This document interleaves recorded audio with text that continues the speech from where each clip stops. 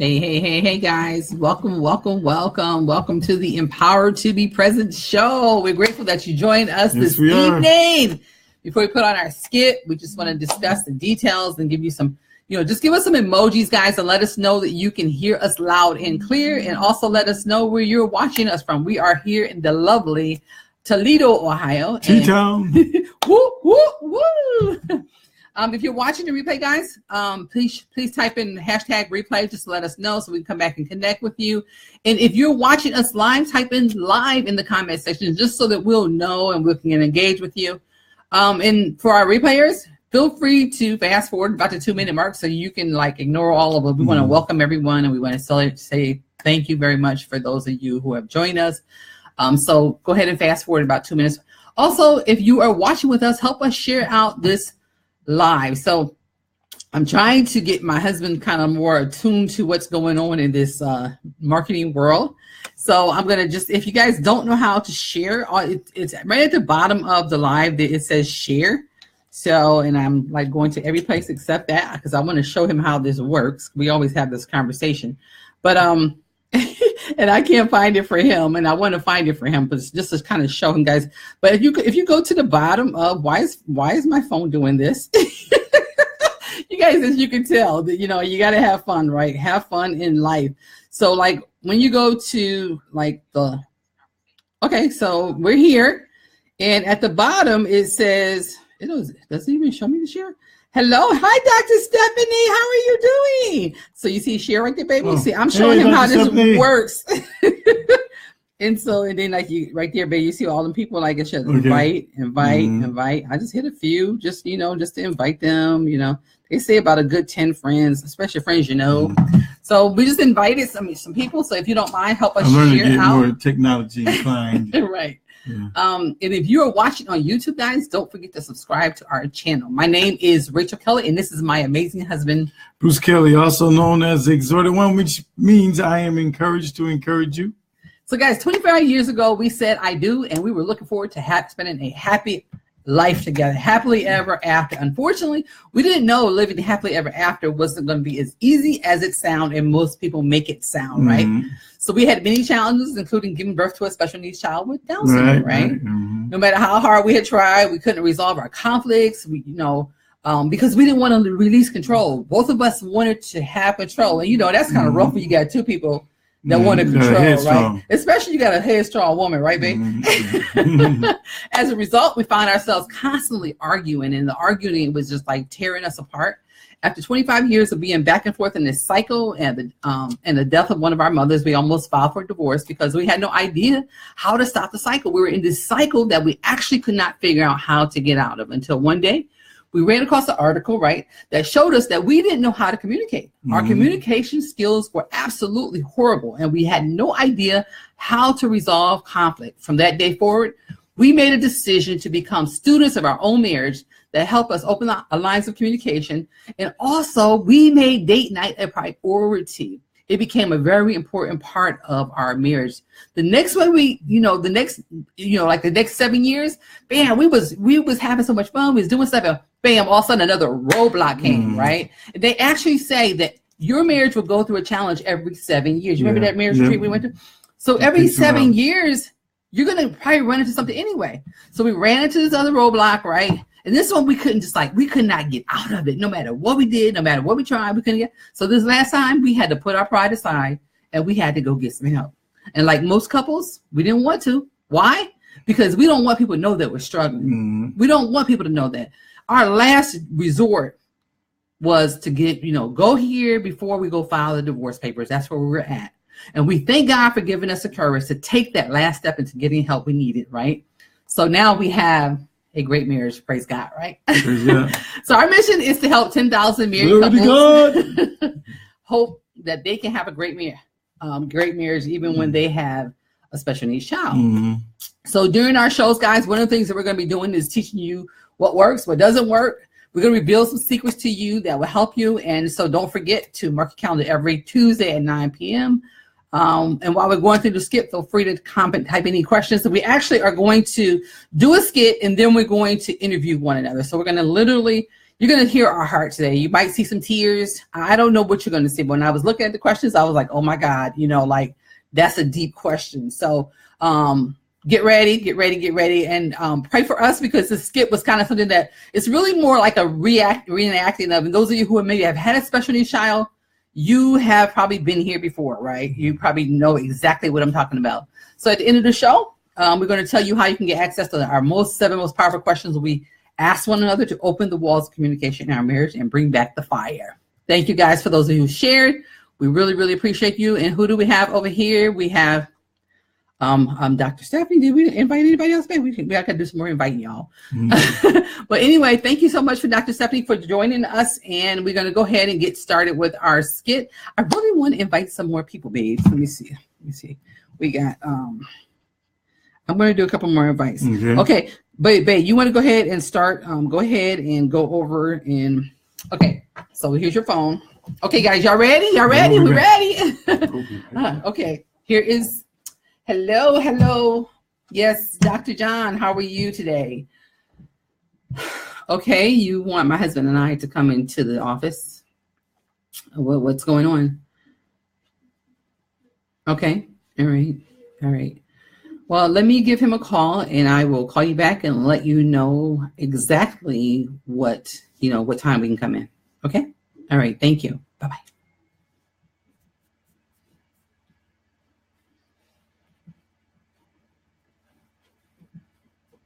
Hey, babe. Yeah. So Dr. John called me, and he wants us to come into the office because my test results are not that, they didn't come out good at all. Okay, well, we can make it. When is on this come up? Well, whenever it's convenient for us. Yeah, let's do it as soon as possible. Okay, all right. Well, we will. I'll call you and let you know, and then I'll just meet you over at the office. Okay. All right. Okay, Dr. John, he said that we can come over right now if that's okay with you. Is that okay with you? Okay. All right. We'll be over there in a minute. Okay.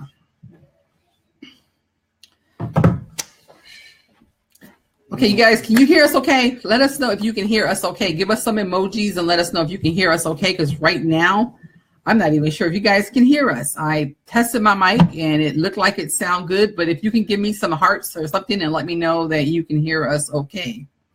Something. Can somebody hear us?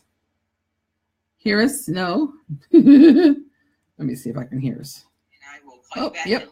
Okay. All right. Dr. Stephanie, thank you so much. I appreciate that. Okay. So now, what is he? Why is he calling us? What's going on? He called us this soon. To come over. Yeah. I don't think it's going to be good, man. He didn't sound very positive on the phone. It sounds like, we might have a child with Down syndrome. I don't know, but. Oh, man, Lord, please don't let that be. Please don't let that be, Lord. Yeah. How could that happen? I don't know, but. Oh, there's Dr. John. He just walked in the door. How you doing, sir? Hi, Dr. John. How are you? What? Wait, say that again. The blood test showed what? I didn't just hear that. Did he say the blood test showed that our baby might have Down syndrome? Yeah. They want us to do an amniocentesis test just to find out. But the only problem with... We ain't even that old. I know. I thought it was like Down syndrome happens with parents that are like really old. Well, no. Like in the 40s and 50s or something like that. We ain't even that old. You know what? They actually say that young people end up having a child with Down syndrome. Man, come on now. Yep. So so we actually we don't want to take the amniocentesis test, so we appreciate you doing that. We're going to trust God and believe for miracle. What good would that do if we found out that he does have Down syndrome? Mm-hmm. What? We can abort? No, that's not even an option to abort. Mm-hmm. We don't believe in that, do we? Right, no. So it doesn't make a difference.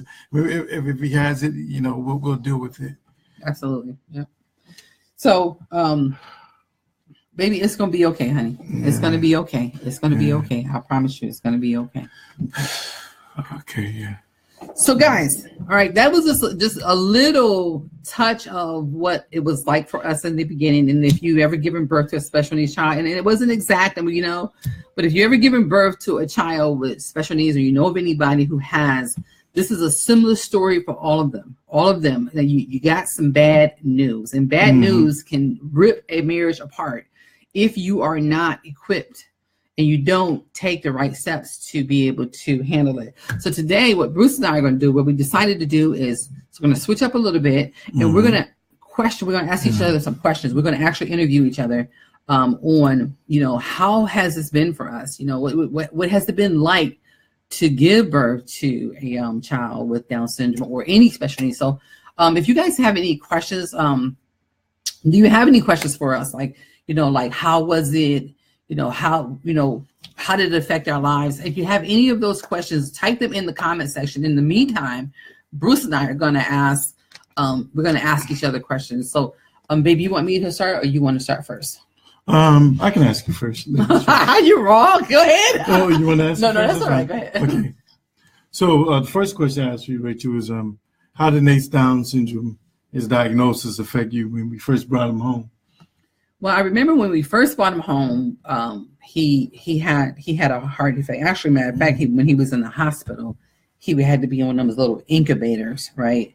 And so, that right there was really, really tough on me. It was a time where I remember like removing myself from you. Like you and I actually, I remember that time. It was like you was there, but you weren't there. Like I was in an isolated place, like all by myself. Like, and I knew you were there, and you never left my side. But it was like, I don't know. It was the effect of me. I think I began to isolate. Just isolate from the world, isolate from, like not really wanting to accept that this is my child. That my child, something's wrong with him. I didn't want to accept that. So. How about you? Yeah. How did the diagnosis affect you? Well, when I think back on it, I remember when we were waiting for the test to come back after he was born. We waited for that test to come back to let us know whether, the prognosis was true. And I remember going on the computer after seeing him first born. I remember looking at his feet and his hands, and I saw how fat his feet was and how fat his hands, because those are like, some of the traits, the symptoms of a Down syndrome baby or child, and I was like, I knew it in my heart. And it was like, and I kind of felt hopeless or helpless rather, helpless, because I feel like there was nothing I can really do. I remember even at that time when he was going through all these tests and things like that, we couldn't even like hold him. Like with our first two kids, we were able to hold them right away as soon as they came out of the womb. And with him, I didn't even have that opportunity, that satisfaction of holding him when he first came out. And so that really kind of bothered me. And the reason why we're talking about this too is because we're talking about for better or for worse, when bad situations come about, when things happen in your marriage. And that was a bad thing. A very dramatic thing that happened to us in our marriage. And that was a test for us whether we were going to, be able to stay together and be able to get through that or not. So as Rachel was going through her isolation, I was kind of going through mine too. And at the same time, most men don't really have a lot of people to speak to. And the place that we were going to at that particular time, it was like one of them holier than thou places, churches, to where don't claim it. Or don't claim it, or you're supposed to be a man of God, don't be down and you don't be depressed or whatever, blah, blah, blah, blah. But, not really trying to understand my pain. But I know, the thing is that people can't understand your pain if they're not going through what you're going through, But like I said,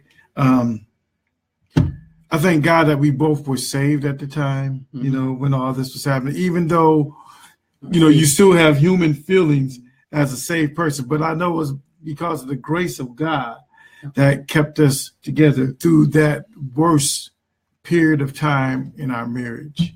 We'll talk a little more about that. Absolutely. Okay, that was a good thing. You actually went into a little deeper than me. So this time I'm gonna give you the first question. It says, have you experienced any benefits, positive or negative, effects of our marriage because of his disability or his diagnosis? How has that affected you either way, positively or negatively? Well, I would say positively, it's helped us work together as a team with Nate, because it is because a lot of people might not know the nature of Down syndrome kids is that sometimes they can be up and sometimes they can be down. Sometimes they can be picky and choosy, and some days they might really want to cuddle with you, and then some days they might not want to. Some days they might want to cuddle with me, our son, but then some days he might want to cuddle with Rachel. So we have to work together as a team. Like, for example, when he's getting ready in the morning, sometimes he'll listen to, majority of the time he'll listen all the time. Yeah, he'll listen to you. He'll listen to me, as far as, getting his clothes on and things like that. But then there's some days he won't. There's some days he don't want to listen to me and he'll listen to Rachel. So we work together as a team with him. So that's one of the great positive things that has helped us build a net and bond together. And sometimes we have to be, sometimes I'm the jelly, sometimes she's the peanut butter. Sometimes I'm the peanut butter, sometimes she's the jelly. That's an analogy I use when, like, the peanut butter is more rough, more assertive, and the jelly is more soft. The jelly is more soft and more loving and nurturing. So sometimes I have to play that role. I have to be the nurturer. But then sometimes when I'm not feeling like being the nurturer, Rachel turns around to be the nurturer, and then I'm the one that's the assertive one. Right. So it helped us, I think it helps us work together as a team. Now, I would say the negative things, effects of our marriage has been, like, there's times when Rachel and I want to do things together as a couple. I'm talking about just her and I, right? And sometimes it's hard when we don't have anyone to watch Nate. Both our older kids are grown now, they have jobs and they work, and a lot of times they're working. Now, I thank God for both of them because they have been able to help us out from time to time. Like our son, our oldest son, he's been a true saint in regards to really helping us, with them. So, but things like that, like, for example, even events that might happen that we might want to go to sometimes. He ain't feeling it. We can't get him to come out, get up, and he's getting bigger. He's getting stronger. So sometimes one of us has to stay home while the other one go to an event.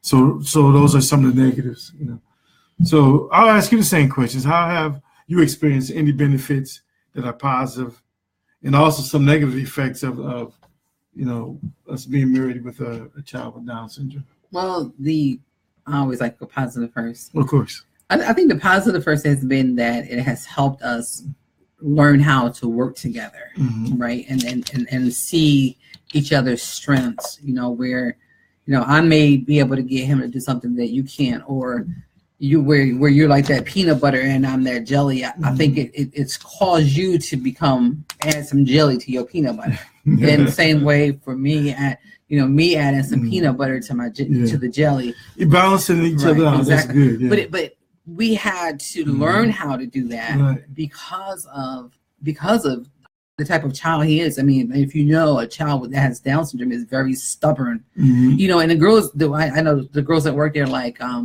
it's like he seems so calm. And I'm saying, honey, if you only knew, if people out in the outside world don't really see how he is, but if you live with him, then you really, really see, right? And so it's just very funny to kind of see that whole makeup. Hey, Martha. But yeah, it's been that's been like my positive. I've seen us learn how to work together better. I mean, we really, really, really, like, if I see you getting frustrated, then I'll come in and I'll start taking over. Or if you see me getting frustrated, I'll say, babe, look, he don't want to be bothered with me. It's your turn. Like, so we learned how to work together. We became a really, really good team in the process. The negatives, I'm like Bruce, like, we as a couple, we need time together. We need to be able to have that intimate moments, and they're not already available. Like when our other kids were were younger. At 15, we could leave them at home. Yeah. We can't leave him at home, right? We might come home and tell him where he'll be at. So, and then childcare. I mean, like it's almost like he's a grown man. Like it looked like one anyway, mustache, beard, the whole nine. And so. Those are some so fast, I know it's hard, but yeah. Well, and so a lot of times I was gonna say too bad. A lot of times we find ourselves having date night in our bedroom if we can't get out because he doesn't. We can't find a babysitter or anything. Right. Someone to be here with him. Then we'll just take the date night to our bedroom. Right. And put on a movie or something. So those are some of the negatives sometimes because. Sometimes it is hard for us to get out on our date night like we used to. We used to be able to really do it, especially before our older kids got jobs and started working and things.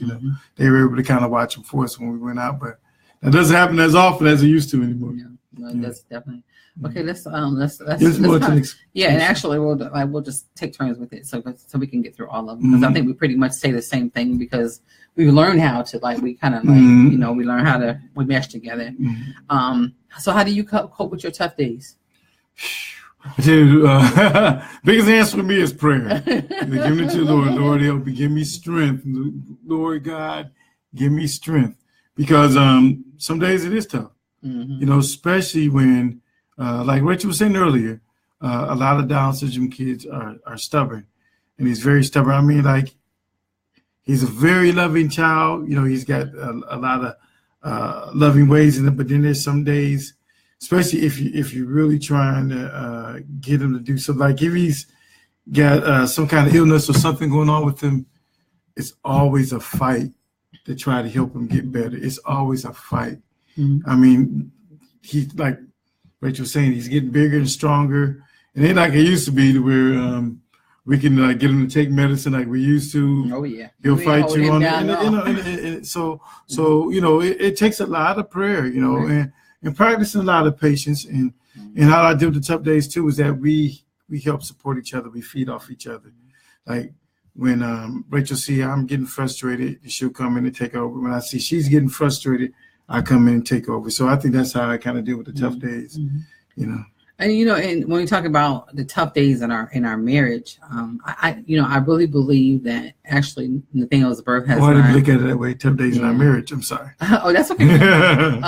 But I think that it has brought us together. I mean, I know that there are a lot of people who once they get the news that they're giving birth to a child with disability, Down syndrome or whatever.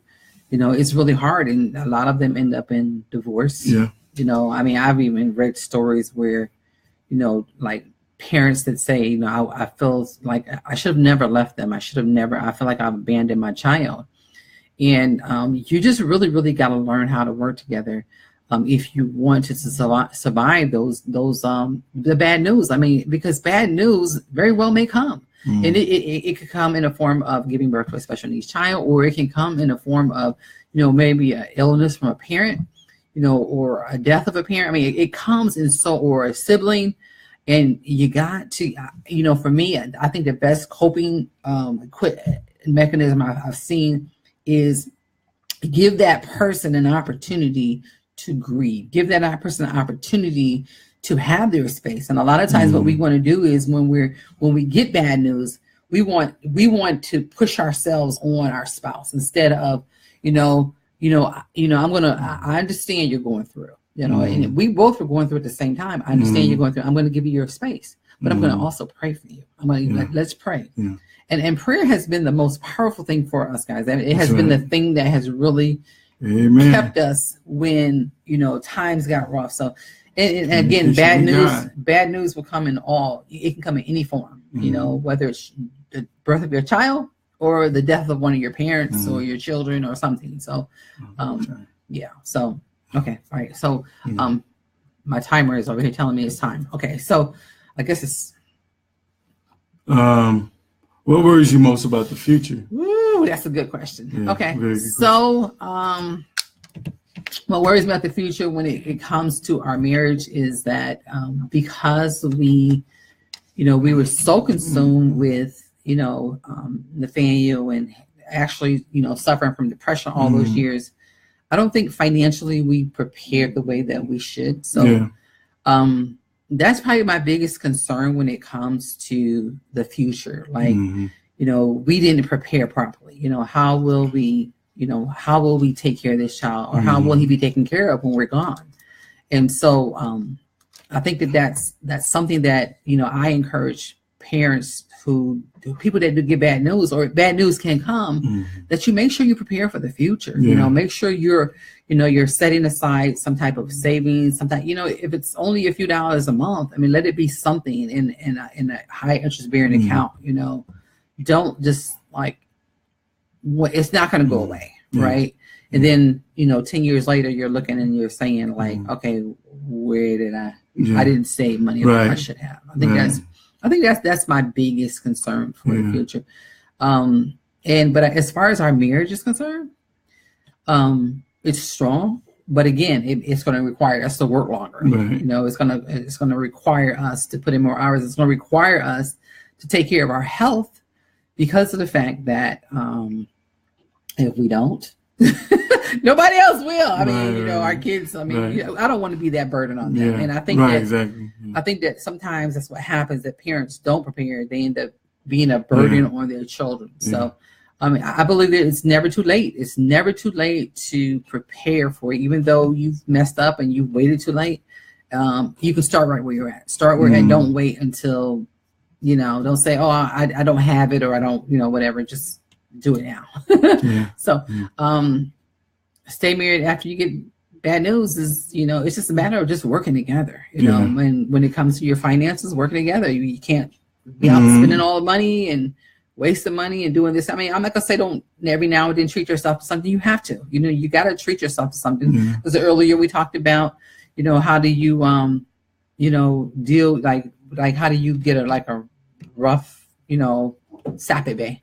I'm trying to get a point out. He's over here giving me the knee. But I'm, he's over here I'm like, please stop. I'm trying to get a point. I really wasn't doing that. My knee just accidentally hit you. Right. So anyway, guys, make sure that you are, taking some time out for you too. Okay, so now since he's rushing me along, I'm gonna rush him with my knee. I'm just kidding. So whose turn is to ask questions? Well, you were supposed to ask me the same question, but that's okay. No, we said we were going to skip move forward. Yeah, we're going to skip it now so we can get done with it. Did your dreams change for us? I think it's my turn to ask you. See, he's mad. He's trying to put it all on me. Did your dreams change for us as a couple? If so, why or how? Well, not expecting to have a child with a disability, I think they probably changed some. As far as like a lot of the traveling that we have planned to do, together, it's hard to do, when you have a child with a disability, like we were saying, in regards to having somebody, not only have somebody watch him, but getting him out of the house. He don't want to get out the house a lot of times. And we want to go places, we want to be able to do certain things, and sometimes we can't, because we can't get him out of the house. Right. Like I say, he's a bigger boy now. It's hard to just, get him and drag him out the house like we used to when he's a little bitty kid. Absolutely. So I think it's kind of changed some in that area. Right. But God still makes a way for us when He knows that we really, really need it to happen. God makes it happen. That's right. Okay, so we can move forward. Right. Okay. So I do want to say that because the question was about our dreams changing as a couple. And I think that, like the biggest thing that I've noticed as far as the change is concerned is that we want to do big things, right? But because we, everything that we do, it sometimes becomes with a third person. Going out to, sometimes date night involves having him, And so, like that has changed it. But again, in order to stay together, date nights are important. So we encourage you all that, people that do, are faced with, possibly, bad news, is to learn how to work around it. Right. It's so important to work. And that's one of our dreams too, is traveling, doing workshops, seminars and things like that. And so be interesting. Marriage retreats. We'll have Nate in the middle. Interesting to have Nate in the middle. But I know God will work that out. Amen. he will. That's it. Okay. I mean, I think the key is just looking to him for the help. I mean, we can't do it on our own strength and our own might, but we can do all things to Christ who strengthens. And I think that's a scripture that's a scripture that I've lived by, and I'm sure you have too, that has helped me to be able to, us to stay together, to withstand in spite of, what bad news we get, right? So, okay, it's your turn. What do you do to recharge? Anytime. No, you wrong. No, I'm just playing. So, my recharging, guys, I love to go shopping. I'm like, I'll go, and sometimes like Bruce will let me just like on the weekend, but just let me just go, and I just love that. I mean, I can. It doesn't really have to be shopping for anything particular. I'm not really a big, But somebody I was listening to a live today and told me I should go get me a Michael Kors purse. It would do so much power for me. I think we need to cross that live out right there. 86 it, baby. It's out of here. No, but actually, I will talk to you about that in a little bit. I mean, we might need to go get you maybe a new suit or something too. I mean, they said it does wonders. I can use some new ones. but so I got suits older than my kids. And then I would like to, and that's probably another thing that with medical bills and stuff like that. That's another thing that it affects you as well. But again, looking to God for the help and the answers, and He always provides. He always provides. And so my favorite me time activity is I like to go visit my brother, my sister. I'll just go with some friends, just show up, and just sit there and laugh and talk. So that's kind of my favorite me time. So, babe, what advice would you give to other married couples who have loved ones that have received a similar diagnosis? What advice would you give them? Well, I know that one of the things that when I just looking back on when I received the diagnosis of Nate, trying to look back and how I dealt with it. Two scriptures came to mind for me. Excuse me, I'm sorry. But Romans 8:28 came to mind, it said that, and it just really stuck with me. It said that all things work for the good for them that love the Lord and are called for his purpose.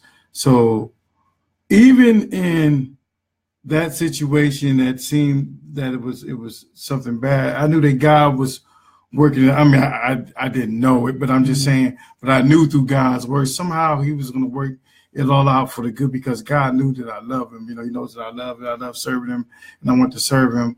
And I also thought about the scripture with the man that was born blind and Jesus healed. And remember when the disciples asked, they asked to say, what did this man's parents do in order for this man to be born blind? And then basically Jesus said that it's not that the parents did anything, but this thing happened so that the works of God can be manifested through this man. So the miracles of God can be, and I believe that with our son Nathaniel, I see God working great things to him all the time. I see the love that he's brought with us and him. He makes us laugh and smile, and things like that. So I would say this, even through but I would tell you, if you have a child or a family member with a disability, know that God still created that person and God's love is still in that person and God has greatness still in that person. So I would say those are the things in Proverbs 3:5-6 too, also encourage me, like trust the Lord with all your heart, lean not to your own understanding, in all thy ways acknowledge him, he shall direct your path. So when I was going through all that stuff, all that grief and everything, I just had to keep trusting in God. I trust you, God. I trust you. I trust you. I know that I don't understand it all and it doesn't always look good, but I trust that I can't lean into the way I understand it.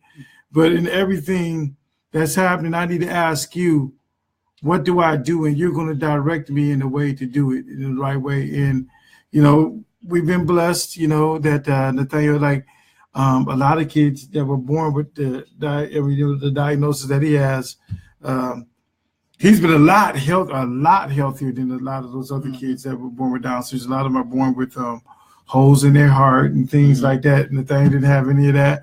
You know, some of them can't talk. Some of them really can't communicate. Nathaniel can talk.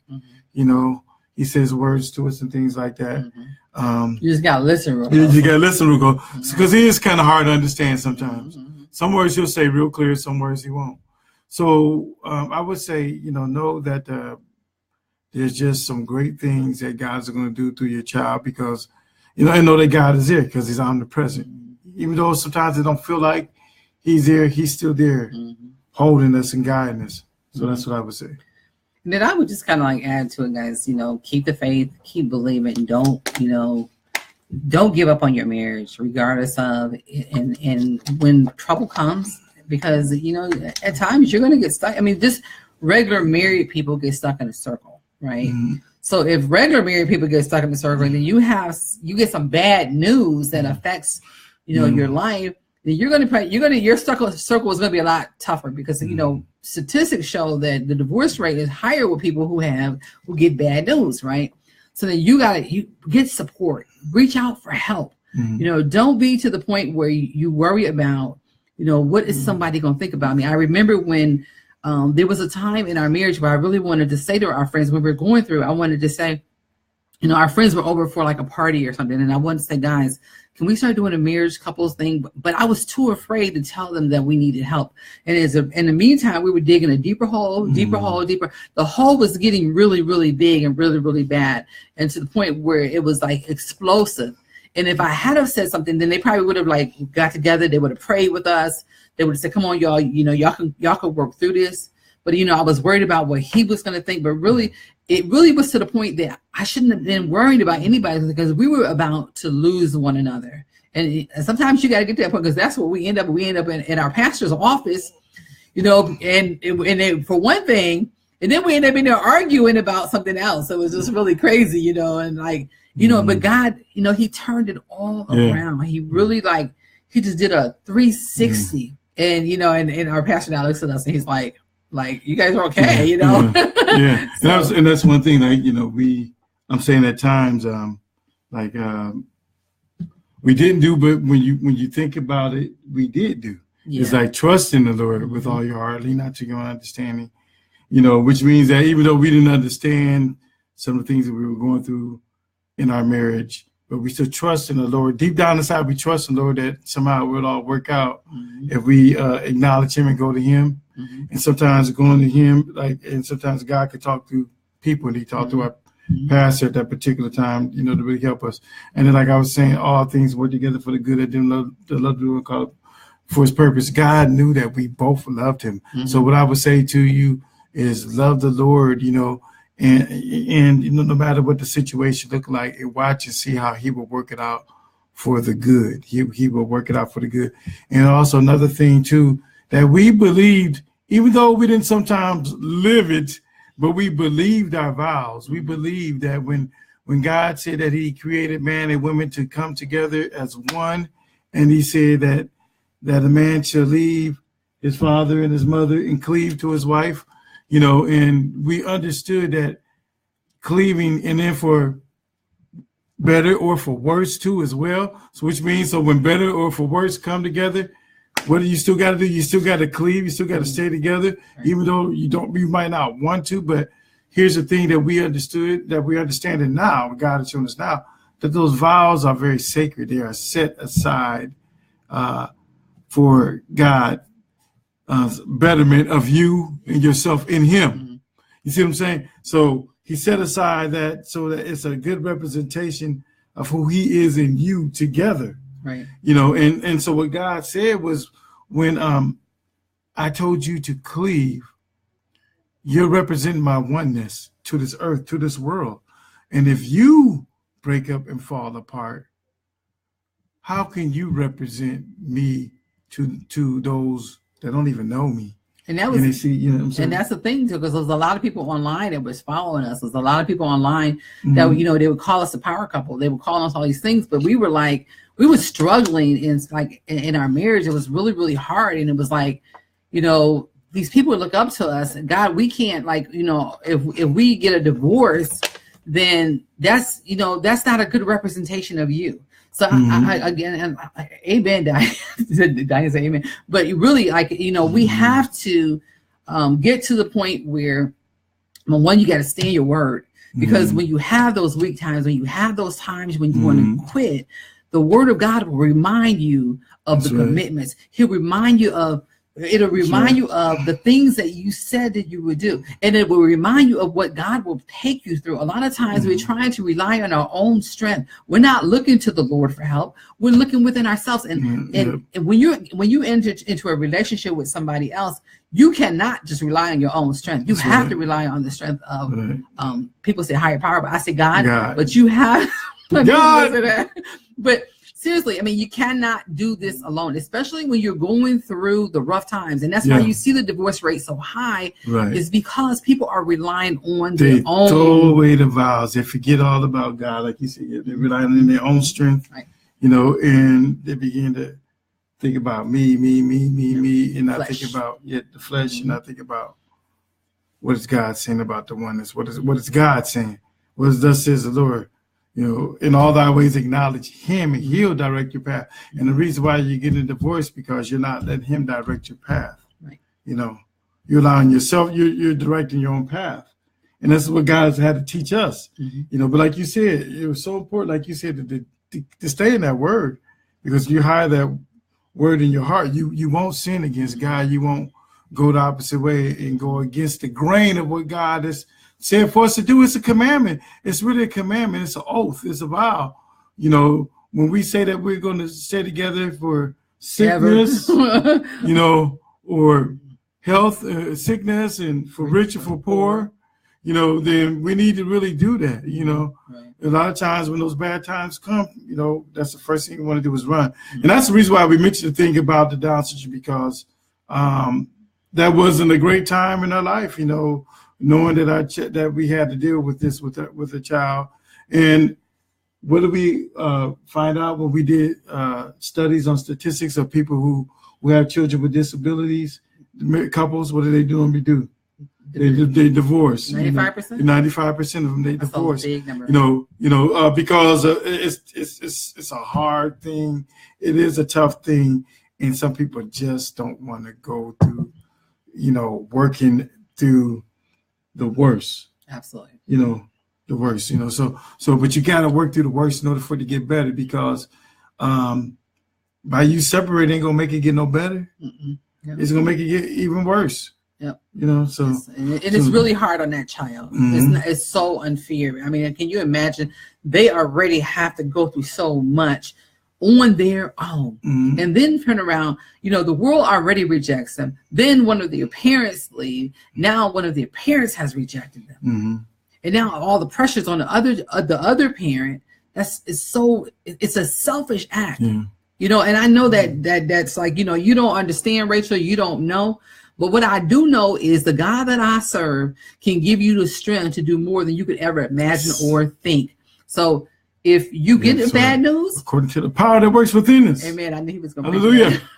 If you get that bad news, guys, hold on to God's word and begin to seek for help. You don't have to go through it alone. If that is you, and you are that person that needs some help, you need somebody to pray with you, you reach out to Bruce and I. We don't mind doing that. We don't mind, getting on the phone and praying with you. We want to see you break through, because this is not, it's not the life. If you said I do, then God is going to equip you with everything you need to do in order to do. So, guys, you got any value from today's lesson? Please type in value and let us know what was your biggest nugget, your biggest takeaway. And also, don't forget, if you have any questions for us, you can type them in. Even though we're at the end of the line, you can type them in now and kind of let us know. And don't forget, if you want access to our 7 most powerful questions to ask your spouse in order to open the walls of communication to your marriage, comment access below, and we will make sure you get access to that. And before leaving, make sure you've liked our page.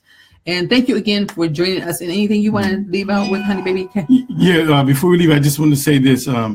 We use the example of, like I said, our child as for better or for worse, but somebody might be going through another situation. It could be totally different. It could be a sickness that might be going on.